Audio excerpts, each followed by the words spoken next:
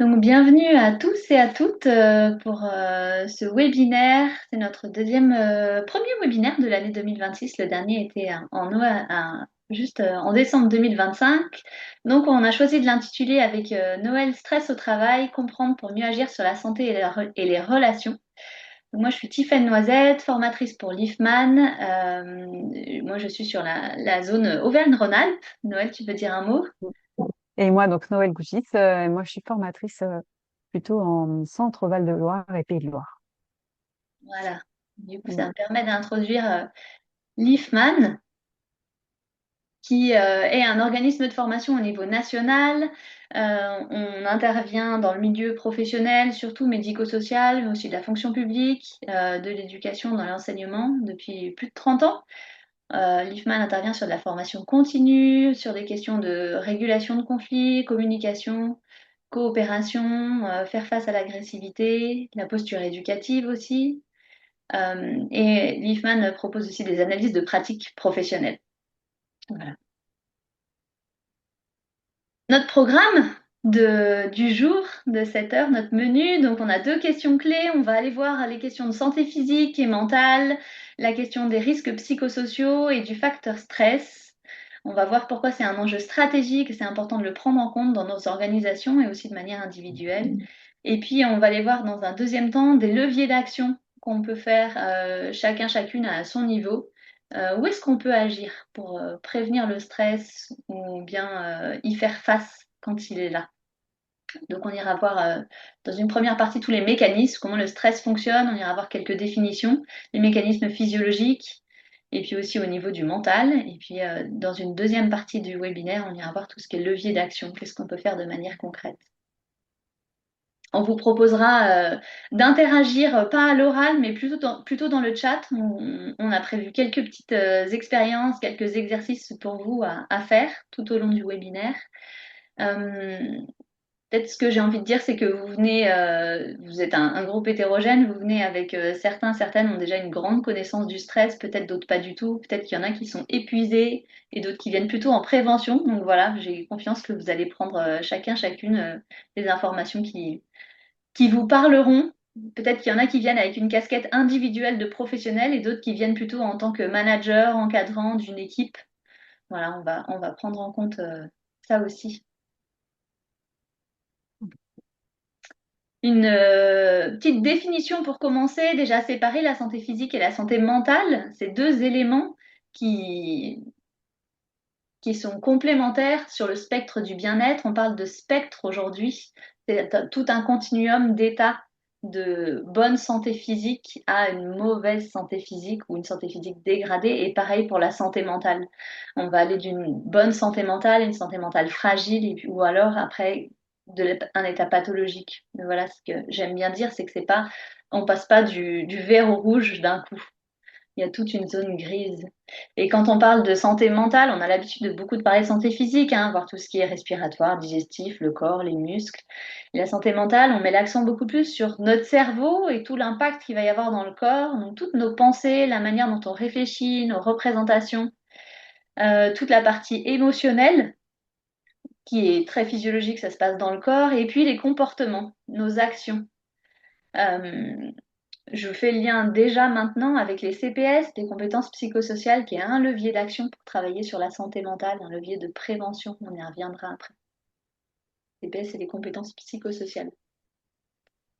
Voilà pour la santé physique et la santé mentale. Et un petit point aussi sur les risques psychosociaux, euh, qui est aujourd'hui une obligation légale de l'employeur d'identifier, de prévenir et de réduire les risques psychosociaux. C'est 6 facteurs professionnels qui ont été identifiés et qui ont un impact au niveau individuel tant bien qu'au niveau collectif. Au niveau individuel, on va avoir tout ce qui est burn-out, troubles anxieux, troubles dépressifs qui peuvent être, qui peuvent être impactés. Et puis au niveau collectif, on va avoir du turnover, de l'absentéisme, un manque de productivité, une baisse de concentration, un climat social qui peut être tendu.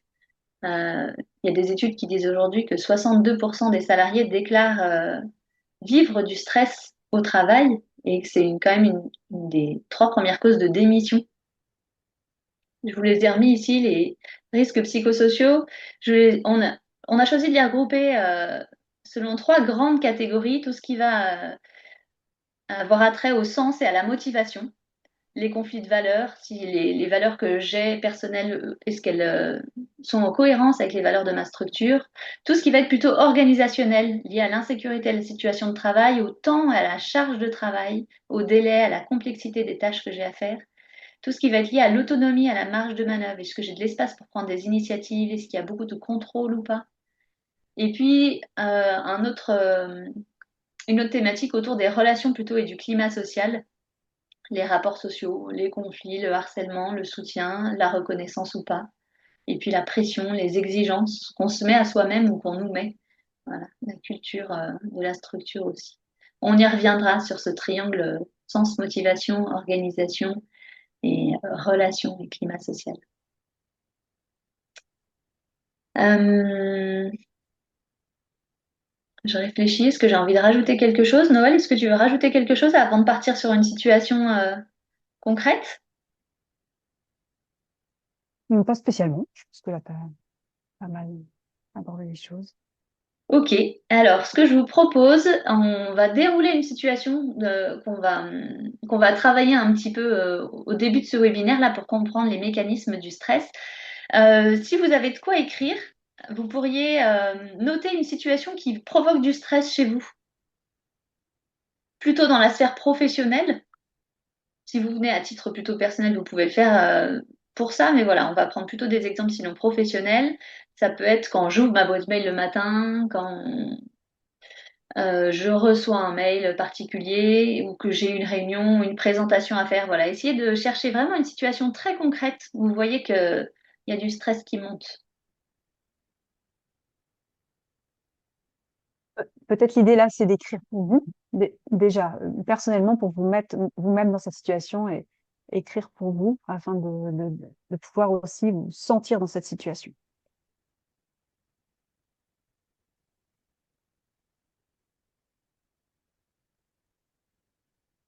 Si vous ne trouvez pas de situation, vous pouvez écrire là tout ce que vous avez à faire aujourd'hui, votre to-do list pour la prochaine semaine.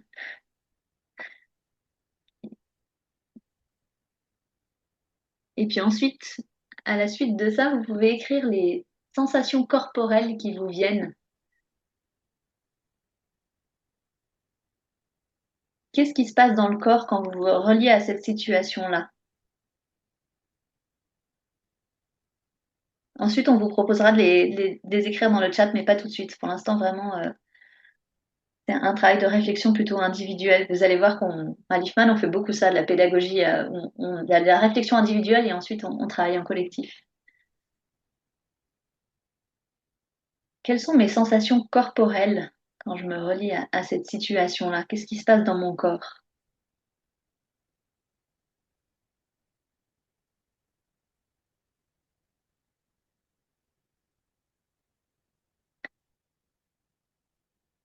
Et en dessous, dans un deuxième temps, vous pouvez écrire qu'est-ce que vous avez envie de faire ou de dire.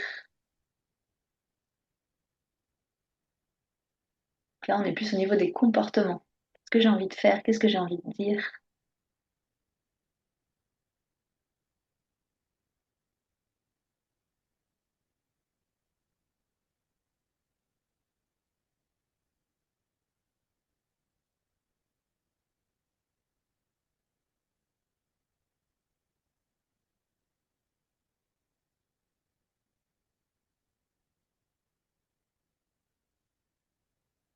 Et on va pouvoir commencer à écrire dans le chat si vous voulez. Alors là, je vais vous proposer d'écrire uniquement les sensations corporelles. On va aller là-dessus pour travailler un petit peu les différents mécanismes, qu'est-ce qui se passe dans le corps. Donc vous pouvez noter dans le chat qu'est-ce qui se passe au niveau du corps.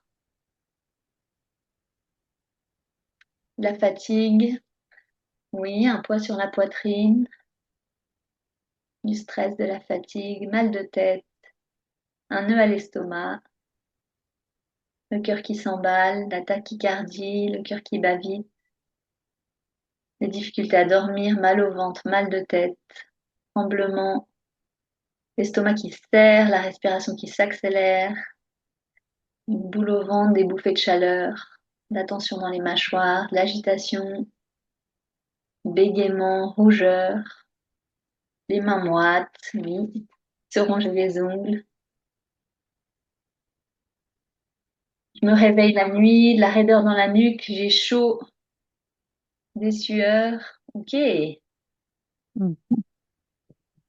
tensions musculaires,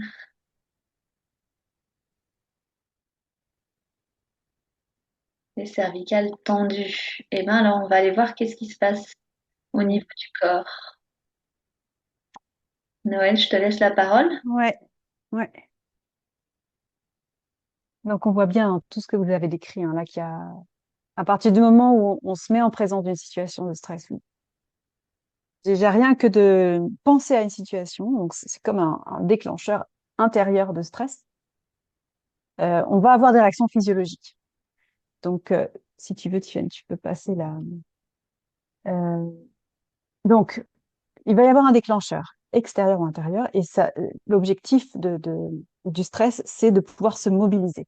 En fait, s'il y a une réaction si forte au niveau du corps, donc en effet, on va avoir de l'adrénaline, cortisol, le rythme cardiaque qui s'accélère, la respiration qui s'accélère. En fait, tout ça, c'est pour nous mettre en mouvement. On va avoir des réactions différentes, chacune et chacun, des manifestations différentes du stress. Donc, il y en a qui ont parlé de raideur dans le cou, il y en a qui parlaient du fait d'avoir le souffle coupé. Il y en a qui sont agités, il y en a qui ont de la colère. On va avoir vraiment des réactions différentes. Mais ce qui est commun à tout le monde, c'est que c'est vraiment une réaction qui permet de se mobiliser pour agir. Normalement, c'est vraiment ça. Et du coup, on dit aussi que l'amplitude respiratoire diminue dans le sens où elle va être plus rapide, mais du coup, les respirations sont plus courtes, plus faibles. La digestion, elle va ralentir, voire s'arrêter complètement. Et l'immunité aussi, elle va dans ce moment-là baisser. En fait, il faut savoir que face à un stress, notre corps, normalement, il réveille quelque chose de l'instinct de survie. Le stress, qu'il soit réel, donc par exemple, j'ai une voiture qui arrive en face de moi au moment où je suis en train de traverser, qu'il soit plutôt lié à nos pensées, plutôt intérieures, dans tous les cas, ça va être la même réaction physiologique qui va s'activer en nous. L'objectif, c'est bien de nous mettre en mouvement, nous mobiliser pour agir, pour après se retrouver en sécurité. Et donc, normalement, il y a un retour au calme. Notre corps est censé produire un effet pour rester en homéostasie. Homéostasie, ça veut dire rester en équilibre. Et donc, après l'action, on est censé revenir en récupération, au retour au calme. Et ce retour au calme, c'est un rythme cardiaque qui va ralentir, une détente musculaire, normalement une disparition des raideurs dans le cou, une disparition de tous les effets physiologiques qu'on a vus dans l'état de stress, pour retrouver une digestion tranquille, une immunité qui fonctionne bien et un état de régénération intérieure. Normalement, il y a un équilibre qui se passe, c'est-à-dire que on va avoir une situation stressante, le corps se mobilise, on agit. Le fait d'agir, ça nous met en mouvement et ça permet après de retrouver un état de récupération et d'apaisement. Et logiquement, dans notre vie de tous les jours, on devrait avoir cette capacité à passer des petits moments de stress, agir et après pour récupérer. Donc, Stephen, si tu peux passer la diapo d'après pour montrer qu'il y a du coup deux types de stress. Le stress dont on vient de parler, c'est le stress aigu, c'est-à-dire qu'il va y avoir un événement stressant. Et donc, c'est une réaction immédiate et ponctuelle. Là, je vais mobiliser, je vais agir, et le fait d'agir, ça va rétablir l'équilibre, et je vais pouvoir après décharger, retrouver un état d'apaisement. Le souci, c'est que parfois, on doit faire face à du stress chronique. Et là, le stress chronique, c'est vraiment prolongé, c'est-à-dire que ça peut durer plusieurs semaines, des mois, des années. Et en fait, ça va être lié à des pressions persistantes qui sont diffuses. Donc, il y a d'une part le fait que il y a des pressions qui perdurent, mais il y a aussi le fait que ce soit diffus et qu'on n'arrive pas forcément, on ne peut pas forcément mettre juste une action qui va réduire toutes les pressions extérieures. Et du coup, le fait d'être tout le temps dans un état où il y a une pression extérieure, notre corps, notre système nerveux autonome, qui est celui qui doit réguler pour être en état d'équilibre, il n'arrive plus à compenser et du coup, on va se retrouver dans un état où il y a une montée en énergie et on va rester comme ça dans un état stagnant. Il y a des personnes qui ont dit tout à l'heure, j'arrive pas bien à dormir la nuit, ou alors je sais plus ce qu'il y avait mais il y a des critères particuliers d'état physiologique dans lesquels on est, qui nous montrent que là, on est dans un stress chronique. Si on n'arrive pas à retrouver des états d'apaisement, ça veut dire qu'on est dans un stress chronique, un stress qui dure. Et là, le problème, c'est que ça va avoir des impacts délétères sur la santé et tout le reste, on va voir juste après. Mais donc, c'est important de bien distinguer. Est-ce que là, actuellement, je suis dans un état de stress chronique? Et dans ces cas-là, il va vraiment falloir trouver les moyens. On va voir après dans la suite du webinaire pour agir, pour retrouver un état avec un équilibre où je peux faire face à des moments de stress aigus, mais j'ai les capacités, les, on va dire, oui, les capacités corporelles, mentales et physiques pour faire face au stress aigu. Si je sens que je n'arrive plus à faire face et que je suis en permanence avec une respiration coupée, rapide, de la tachycardie, des tremblements, une difficulté à réfléchir, là, je vais être dans un état où il y a plutôt du stress chronique. Mm. Euh, voilà. Peut-être qu'on peut passer à la diapo d'après en voyant les effets. Voilà, le stress chronique. Donc, comme on voit comme c'est sur du long terme, le corps n'arrive plus à faire face. Donc, on va avoir des troubles du sommeil, une fatigue persistante, une baisse des capacités cognitives. Et puis, il y a d'autres choses qu'on n'a pas notées, mais il y a aussi des maladies qui vont arriver, les douleurs au dos, etc. Voilà, ça, c'est vraiment lié au stress chronique. Et puis, évidemment, les conséquences sur le travail, c'est que on va avoir une chute de productivité et de l'absentéisme. Avant d'avoir cette chute de productivité et cet absentéisme, on va avoir un temps où on peut être vraiment à fond.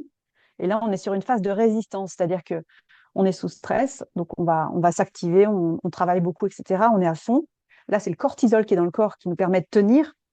Et le problème, c'est quand on est dans cet état-là et qu'on n'en tient pas compte, eh ben, il y a un moment où, pof, voilà, on va avoir de l'épuisement.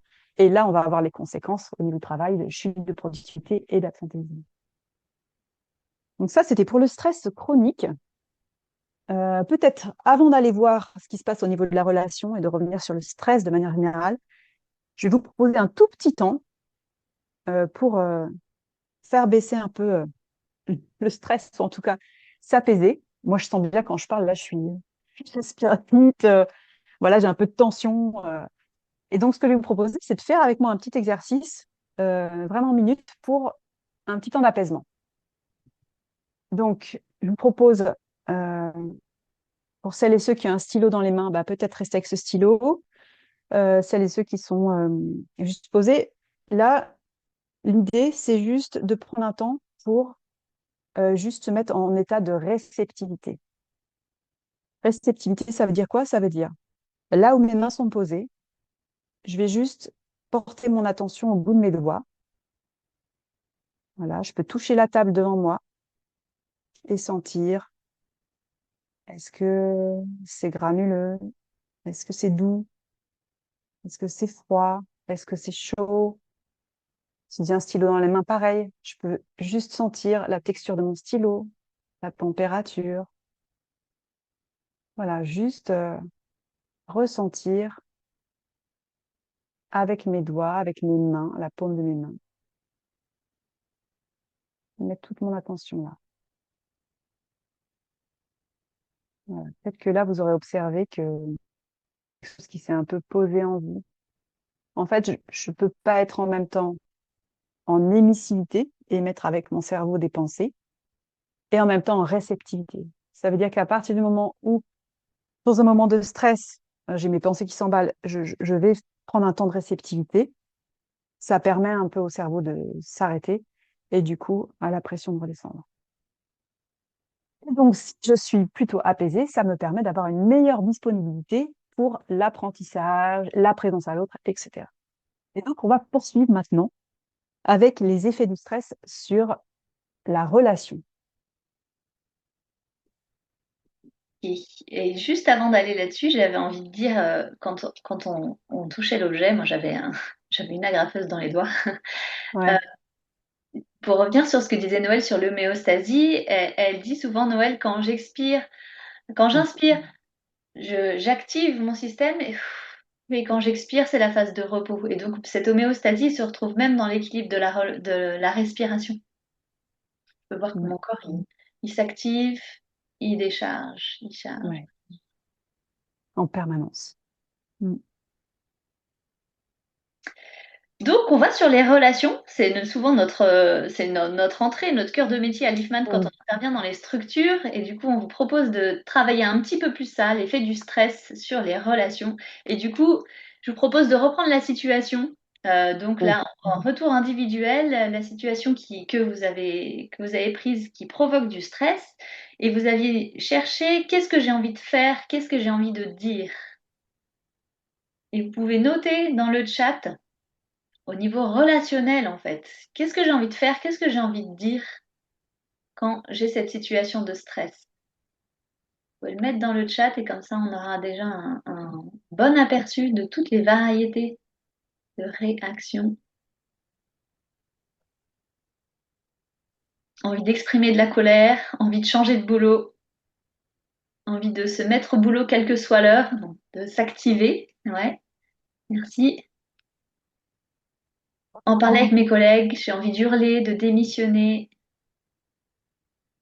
Je criais, procrastiner, je suis dans de l'hyperactivité, parler aux collègues et avoir leur avis. Je voudrais me réfugier dans ma chambre, crier, envie d'écrire ce qui me dérange, procrastiner, tout laisser et partir, éviter, s'isoler, être seul, pouvoir prendre du temps, du recul, demander de l'aide, être seul, changer de travail, aller marcher seul,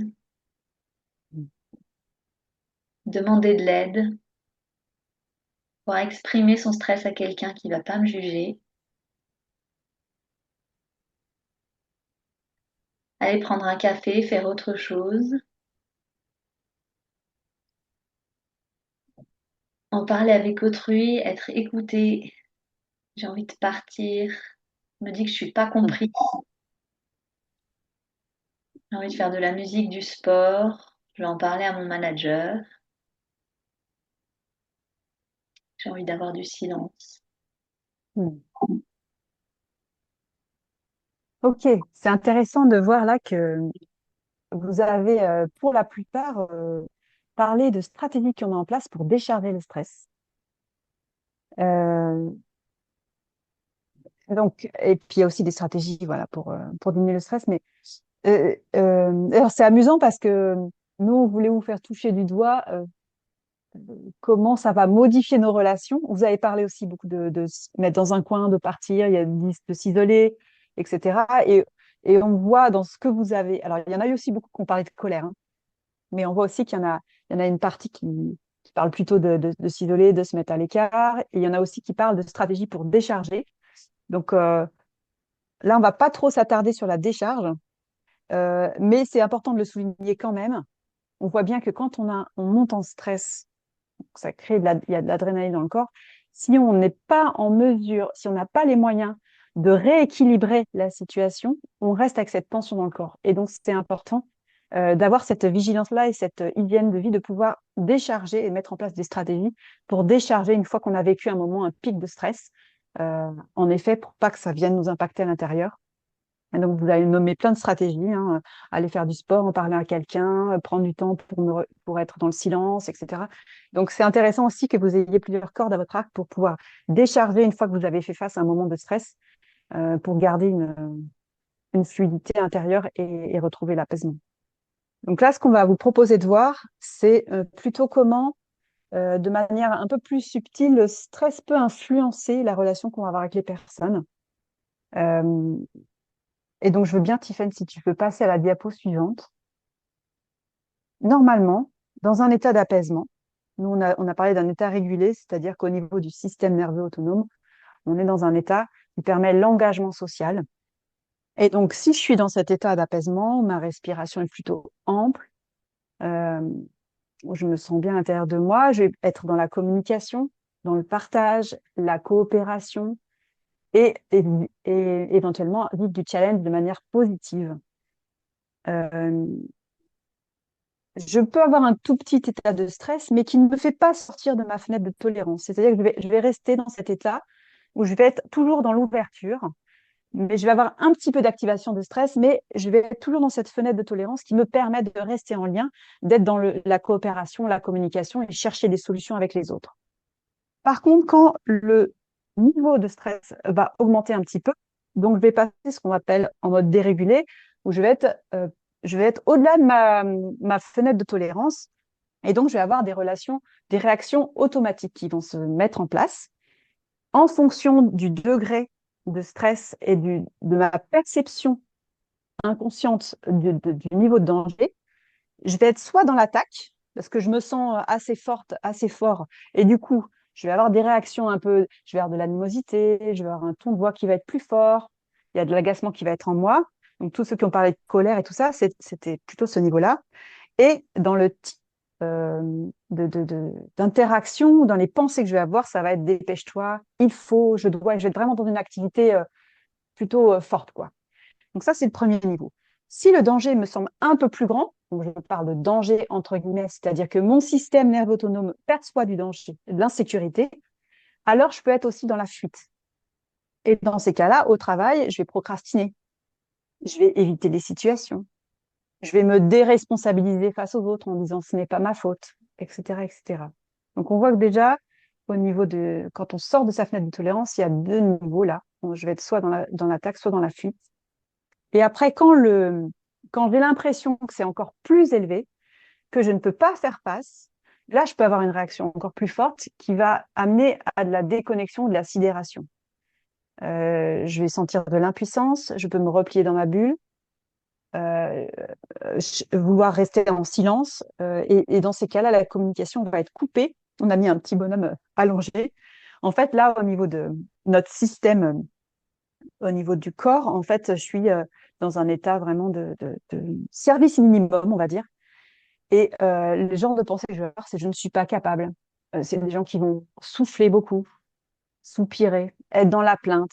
À partir du moment où je perçois que je suis dans ces états-là, c'est que j'ai l'impression que je ne peux pas faire face à la situation. Je n'ai pas les forces, je n'ai pas les compétences, c'est au-delà de mes capacités de faire face. Et là, voilà, un état de déconnexion, de sidération. Parfois aussi, je peux perdre mes mots, ne pas arriver à penser, etc., etc. Euh, Quand je suis dans un stress chronique très important, ou dans une situation avec un environnement stressant où je me sens dépassée, j'ai plutôt tendance à être dans ce type de réaction. Euh, voilà, donc on voit directement que en fonction du degré de stress, on va avoir des influences dans la relation qui vont bien évidemment abîmer la relation. Et après, il suffit qu'il y ait un petit événement qui, de manière générale, ordinaire, ne va pas nous affecter. Mais là, comme je suis déjà en état de stress, eh ben, je vais surréagir. Donc, on peut être vigilante et vigilant à ça aussi. À partir du moment où je vois que dans ma journée, je surréagis à des événements pour lesquels d'ordinaire je ne surréagis pas, c'est que j'ai un degré de stress important et qui m'a fait sortir de ma fenêtre de tolérance et qui fait que du coup, j'ai de la réactivité non contrôlée.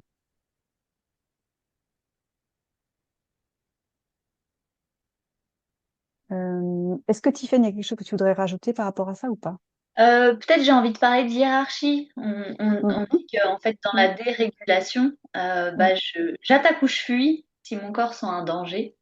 Et Mm. puis, si je peux pas attaquer ou fuir, c'est là que je fais le mort. On revient vraiment aux mammifères hein, qui vont soit ils attaquent, soit ils fuient, soit ils se dissocient, ils se sidèrent.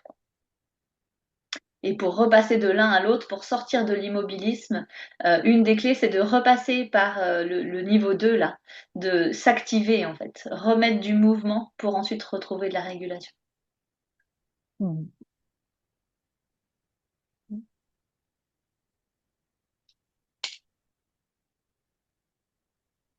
Et du coup, après, on a prévu un petit résumé des risques de ces états dérégulés. Donc, on voit que les risques, ils sont à plusieurs niveaux et ils vont dépendre aussi de l'environnement et du type de stress. Les troubles du sommeil, la fatigue, la baisse des capacités cognitives et l'épuisement. Ça peut être lié à un stress chronique. Et en même temps, euh, je ne sais pas si vous observez ça. En tout cas, moi, c'est ce qui se passe pour moi. Quand j'ai un pic de stress, après coup, je me sens un peu épuisée. Donc, il y a quand même ce truc de le stress, il mobilise de l'énergie dans le corps. D'ailleurs, ça, je ne l'ai pas dit, mais on pourrait le redire, c'est que tous ces mécanismes physiologiques, ils sont là pour nous permettre de mobiliser l'énergie. Et du coup, on va d'un coup, comment dire, le foie, il va utiliser le sucre pour nourrir les muscles. Normalement, on est censé, si on était sur un danger de manière très primitive, on est censé courir, prendre la fuite, se mettre en sécurité. Donc, ça va utiliser du glucose dans le sang pour pouvoir mobiliser les muscles. Et donc, c'est normal d'avoir de la fatigue et de l'épuisement après. Euh, Au niveau des relations, eh bien, l'insécurité, on a vu, ça mobilise des mécanismes de défense archaïques qui sont la fuite, l'attaque, etc. Et ça va engendrer une absence de coopération et un climat social tendu. S'il y a un climat social tendu, c'est qu'on n'a pas fait ce qu'il fallait au démarrage et qu'on a laissé s'accumuler le stress. Et du coup, on n'arrive plus à être dans le dialogue et le lien. Au niveau de l'aptitude au travail, on a vu aussi chute de productivité, absentéisme. Là, c'est vraiment lié à un stress chronique. Et du coup, peut-être aussi à un dysfonctionnement institutionnel ou structurel. Donc, d'où l'intérêt de prendre en compte le stress pour renforcer la qualité de vie au travail et l'engagement social. L'engagement social dans le sens, je suis dans un état physique, psychologique, qui me permet d'être en lien avec les autres, de coopérer et de, et d'avancer. Merci Noël. On passe au levier d'action.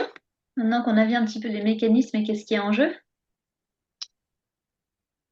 Alors, on va aller voir les leviers d'action à deux niveaux. D'abord au niveau individuel, qu'est-ce que je peux faire moi en tant qu'humain, humaine, et puis au niveau structurel, au niveau institutionnel.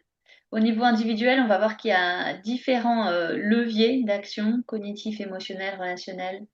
Voilà, on ira les détailler un peu plus les uns et les autres. Et puis au niveau institutionnel, je vous ai mis ici trois niveaux de prévention. On a fait le choix ensuite de fusionner prévention primaire et secondaire. Et puis et voilà, on séparera bien par contre la prévention tertiaire. En gros, on va travailler sur qu'est-ce qu'on fait en prévention. Et puis qu'est-ce qu'on peut faire sur le coup pour réparer quand c'est trop tard, je suis en plein milieu de ma réunion. Voilà, c'est à l'instant T. Il y a vraiment en termes de temporalité, on peut travailler en amont, à l'instant T, aussi travailler après. Là, on va se concentrer sur la prévention et l'instant T. Et du coup, on vous propose une petite pratique pour commencer sur les leviers individuels, une pratique de centrage que Noël, tu vas guider. Oui. Alors, je vous propose cette fois-ci de vous installer confortablement, euh, éventuellement de poser le stylo que vous avez dans votre main, de prendre le temps de bien vous mettre en appui, le dos contre le dossier de la chaise. Voilà, être dans une position confortable. Et si vous souhaitez, vous pouvez fermer les yeux. Le fait de fermer les yeux, ça permet de reporter 80% de nos sens qui sont normalement gérés par la vue vers l'intérieur. Donc c'est intéressant de remettre ces 80% de nos sens à l'intérieur. On peut fermer les yeux.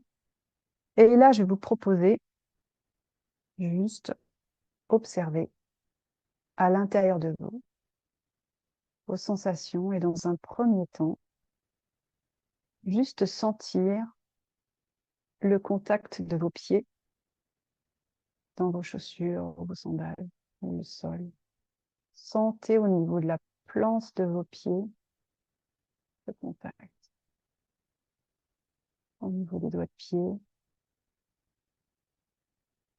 ressentez. Est-ce que c'est chaud, froid, dur, rugueux? Prenez le temps d'être vraiment présente, présent à vos pieds.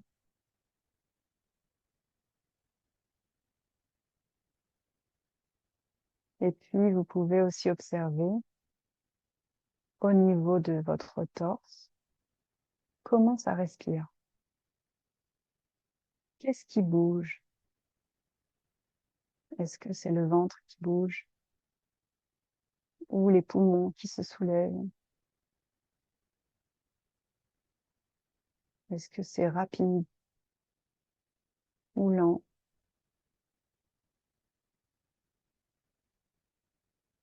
Est-ce que votre respiration est ample ou au contraire toute resserrée? Observez.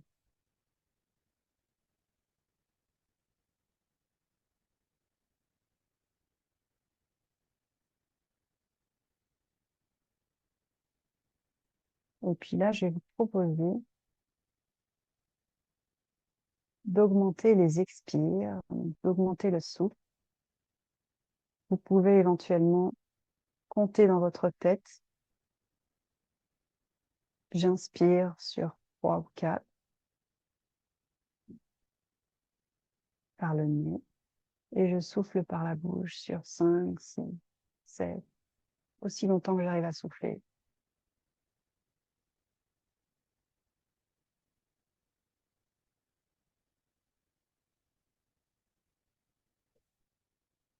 Voilà, augmenter les expires.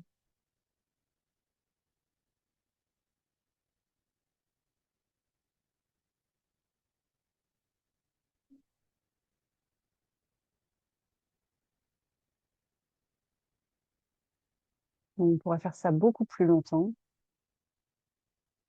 Et là, vous pouvez observer comment c'est dans votre corps. Est-ce qu'il y a eu du changement? Est-ce que votre rythme cardiaque a changé?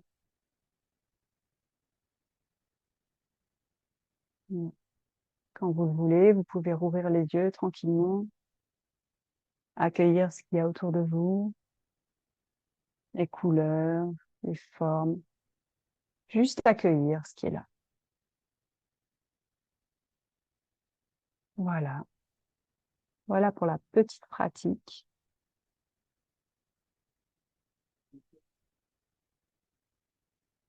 Si vous le souhaitez, vous pouvez partager comment vous l'avez vécu. L'idée, c'était de vous faire un petit exercice, voilà, pour, sur le moment, arriver à s'apaiser. Alors, on peut pas faire ça tout le temps. On peut, l'idée, c'est, là, je vais vous donner, on va parler des leviers qu'on a pour désamorcer le stress sur le moment. Agir sur sa respiration, sur sa réceptivité, ça va être une action corporelle. Je veux bien, Tiffaine, si tu peux nous montrer la diapo d'après. Voilà, en fait, il y a 3 leviers sur lesquels on peut agir. Euh, excusez-moi, une seconde, je suis perturbée. Je dois fermer la porte de ma pièce parce qu'il y a du bruit à côté. J'arrive tout de suite.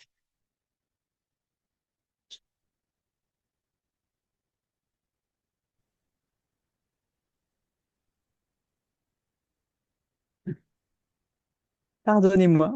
En direct. Donc, là, l'exercice que je vous ai fait vivre, c'est un exercice de centrage, de respiration, de réceptivité. Donc, à ce niveau-là, on va agir sur ce qui est euh, physiologique, corporel. En fait, le corporel, c'est la première chose sur laquelle on a un levier d'action. Voilà, la respiration, c'est la première chose sur laquelle on peut agir. On peut aussi agir sur le cognitif en recentrant sa pensée, mais ça demande un bon entraînement. Ça demande vraiment un peu de maîtrise. On peut agir sur l'émotionnel, apaiser son émotion. Quand j'ai une émotion forte ou que j'ai de la colère, j'ai les poings qui vont se serrer, si je desserre les poings, ça va donner à mon corps le signal de je peux être apaisé. On va jouer sur l'émotionnel. On peut aussi jouer sur l'émotionnel. Vous avez parlé de sophrologie. On peut avoir une image qui nous apaise. Et voilà. Et quand je regarde cette image, je ressens l'émotion liée à cette image. Donc, il y a déjà ces 3 leviers. Il y a une interaction entre le corporel, le cognitif et l'émotionnel. Voilà. Si j'agis sur l'un des 3, ça va agir sur les autres. Ça, c'est intéressant d'avoir ça en tête. Donc, sur le moment, on peut vraiment agir personnellement au niveau de notre corps, nos pensées et notre émotionnel. Après, on peut aussi agir socialement en posant des limites. Et puis aussi, il y a un autre aspect qui est au niveau de l'organisation, au niveau du travail. On peut se dire, ah là, j'ai besoin de faire une pause, je vais aller souffler dehors. Souvent, quand on est pris dans le travail, on continue, c'est la tête qui guide et on en oublie de sentir le corps. Refaire des petits moments de pause, c'est vraiment bénéfique et ça va nous aider à être plus efficaces aussi dans la durée. Donc là, voilà, on voulait nommer ça. Euh, oui, c'est bon. Donc là, on a dit sur le moment, mais ce qui est intéressant, c'est toute la prévention qu'on peut faire. On peut faire au niveau des mêmes espaces-là, au niveau cognitif, euh, on peut, pour éviter l'emballement, distinguer les faits et les interprétations. C'est-à-dire qu'il va y avoir une situation stressante, c'est les pensées qui vont s'emballer. Et en fait, le fait d'avoir l'habitude de juste nommer les faits, distinguer les faits des pensées, ça permet de mettre les choses à leur juste place. Donc, prendre l'habitude de reprendre, quand je sens que j'ai du stress et de l'emballement, prendre l'habitude de distinguer le factuel de ce qui est lié à mon interprétation, ça permet aussi de redescendre. S'ancrer dans le présent, avoir des techniques de visualisation, tout ça, ça se travaille en fait. Sur le moment, quand je suis en stress, je n'y arriverai pas si je n'ai pas travaillé dans les moments d'apaisement. De la même manière, au niveau émotionnel, favoriser la stabilité, avoir des routines apaisantes, avoir un environnement positif qui me ressource, avoir des temps de ressourcement, passer du bon temps avec des amis, écouter de la musique, faire des choses qui plaisent, des activités qui me plaisent, qui me procurent du bien-être, ça va favoriser ma stabilité émotionnelle et prendre l'habitude aussi d'observer quels sont mes besoins dans cette situation. Nourrir nos besoins, ça fait qu'on a une meilleure stabilité émotionnelle. Au niveau corporel, renforcer le corps, libérer les tensions, ça permet au système nerveux autonome de moins facilement se sentir en insécurité. C'est-à-dire que si mon corps est solide et qu'il sent qu'il peut faire face à l'adversité, son seuil de tolérance va être plus élevé et du coup, on va moins facilement monter en stress. Pour ça, on peut travailler au niveau de la cohérence cardiaque. Donc ça, c'est des techniques de respiration. Vous avez plein d'applis qui existent, qui sont gratuites. Avoir une activité physique, euh, aussi une posture ouverte. En fait, quand je suis stressée, je vais être comme ça, je peux être resserrée au niveau des épaules, crispée, les poings crispés. Si je détends, ça m'ouvre et ça me permet retrouver un état d'apaisement. Et donc, au niveau corporel, travailler sur du long terme et dans le fond, ça permet à mon corps d'être dans une meilleure capacité de régulation. Après, évidemment, je peux mieux organiser mon temps de travail et de manière générale, euh, optimiser ma gestion du temps. Un grand voleur de temps, les mails, donc clarifier ma relation aux mails et m'organiser, prioriser, déléguer, prévoir des temps de déconnexion, tout ça, c'est vraiment fondamental et important. Et puis au niveau social, j'en ai parlé tout à l'heure, apprendre à poser des limites, exprimer clairement mes besoins, tout ça, ça va contribuer à la prévention au niveau du stress. Le temps avance très vite. Je vais peut-être te passer la parole, Tiffany, pour la suite sur ce qu'on peut faire au niveau institutionnel. Oui, alors on va au niveau des institutions et des structures, parce qu'on peut agir au niveau individuel, mais aussi au niveau structurel. Et du coup, je vous propose un exercice pas facile. Ça va être d'écrire dans le chat qu'est-ce que vous voyez qui est déjà fait dans votre structure pour prévenir le stress. Qu'est-ce qui est fait au niveau institutionnel? On a souvent tendance à voir tout ce qui n'est pas fait. Je vous propose d'essayer de voir qu'est-ce qui est fait pour réguler, prévenir le stress dans vos structures. Vous pouvez le noter dans le chat.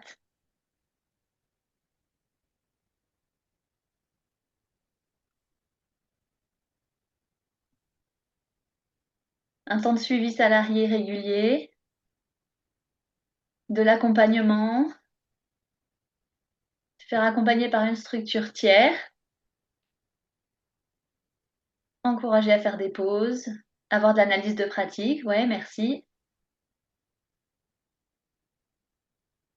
Il y a eu de la sophrologie, des temps d'équipe, de la convivialité, préparer les ordres du jour de manière collective pour préparer les réunions, achat d'un fauteuil relaxant dans la salle du personnel, du sport, de la flexibilité des horaires. On l'avait vu dans les risques, prévention des risques psychosociaux, hein, les horaires, l'autonomie, les marges d'initiative, la confiance des administrateurs. Oui.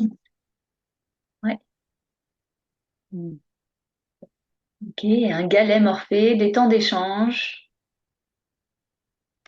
avoir un espace de repos après une situation stressante, un management bienveillant, même s'il y a une grosse charge de travail et du stress, des moments de déconnexion obligatoires, impossible de se connecter au serveur interne en dehors des heures de travail. Très intéressant, Mm. merci.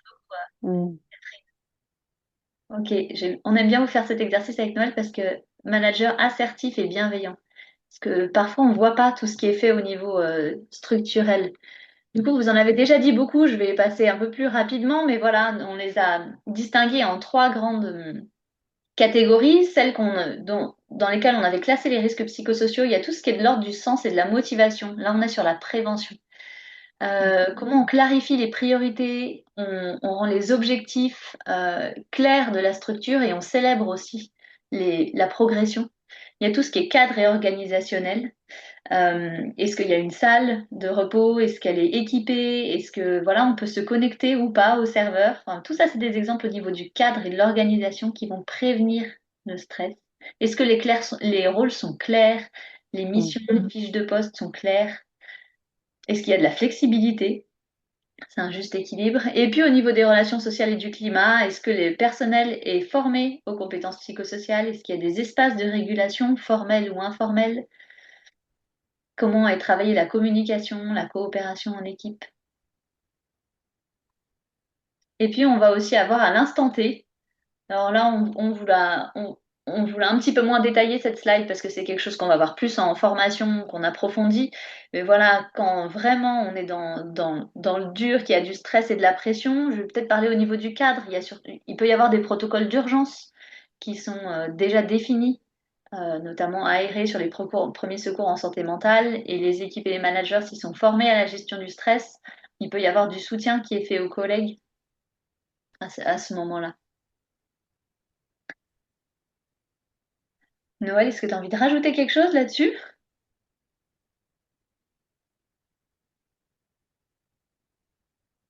Euh, Moi, ce que je me dis peut-être, que il y en a certaines et certains qui ont dit qu'il n'y avait rien de fait. Il y a peut-être dans certaines structures où il y a des personnes ressources pour aller et questionner ces choses-là, ou peut-être c'est ce qu'on aborde juste après, mais en tout cas, il y a vraiment des obligations au niveau des structures de faire des choses, de mettre en place tout un système de prévention. Et voilà, je dois Oui. rajouter. Au niveau du cadre, il peut y avoir, Mm. normalement, il y a des références santé, bien-être, qualité de vie Mm. au travail, toute une définition des risques, identification des risques qui a été fait. Là, on est sur la question du cadre. On va pas aller plus loin parce qu'on a déjà abordé beaucoup, beaucoup de choses et on vous a donné beaucoup d'informations. Euh, Avant de conclure, euh, juste pour vous donner quelques infos sur les prochaines formations à venir, on en a toute une offre en visio qui se développe pour l'année prochaine. On a autant de formations en présentiel. En présentiel, c'est plutôt sur 2 jours dans toute la France, hein, en Auvergne-Rhône-Alpes, dans le Nord-Ouest, dans le Sud. Et puis en visio, ce sera plutôt sur une journée. Donc voilà, on a des thématiques sur la prévention, la gestion du stress, la coopération en équipe, la communication et toute l'analyse de pratiques professionnelles qui va se lancer en visio et qui est sur demande dans vos structures en intra. N'hésitez pas à demander et à nous contacter pour ça. Et peut-être pour conclure, on vous propose un dernier petit exercice qui me semble quand même important et qu'on Mm. aime bien proposer en fin de formation. C'est de voir, on a travaillé sur les leviers individuels et les leviers collectifs au niveau institutionnel.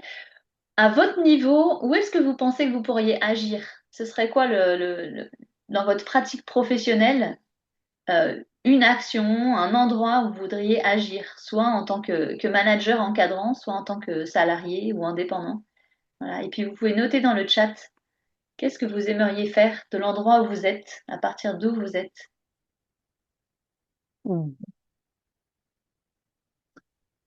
Souvent, ça donne des idées aussi aux uns et aux autres. Mieux organiser son temps pour se sentir moins débordé. Rappel régulier du cadre dans les réunions, la gestion des réunions. Ouais.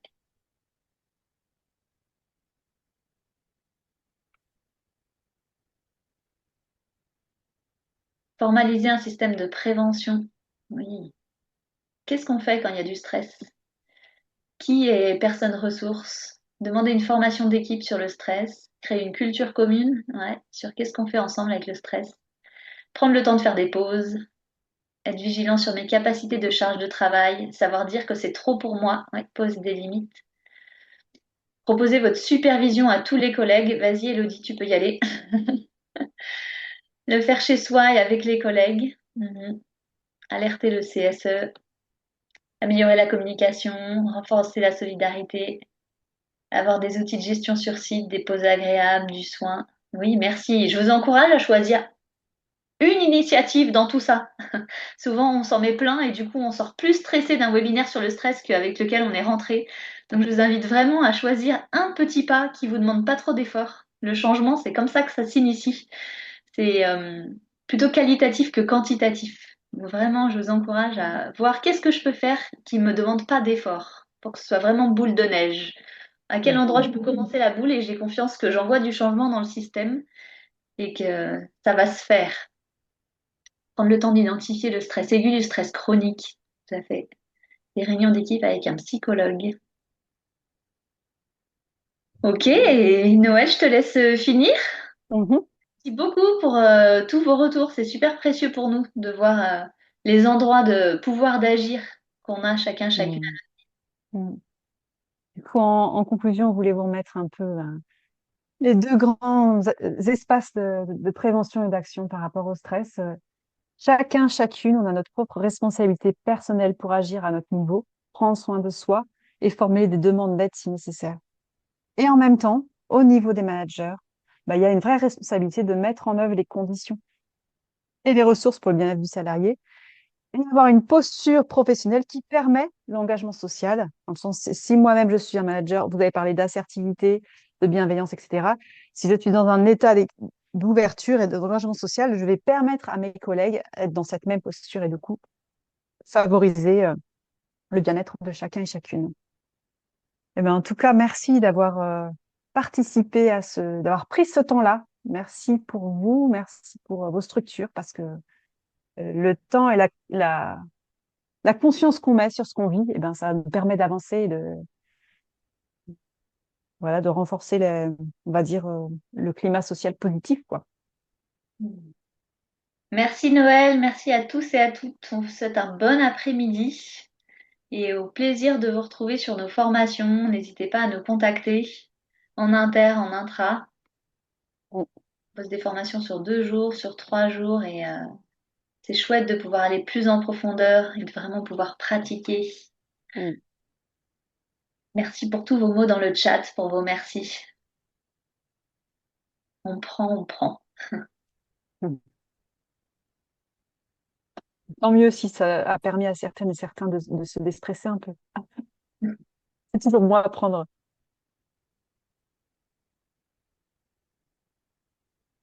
Allez, je clôture. Au revoir tout le monde. Merci beaucoup. Bon Mhm, après-midi. Bonne semaine. mhm.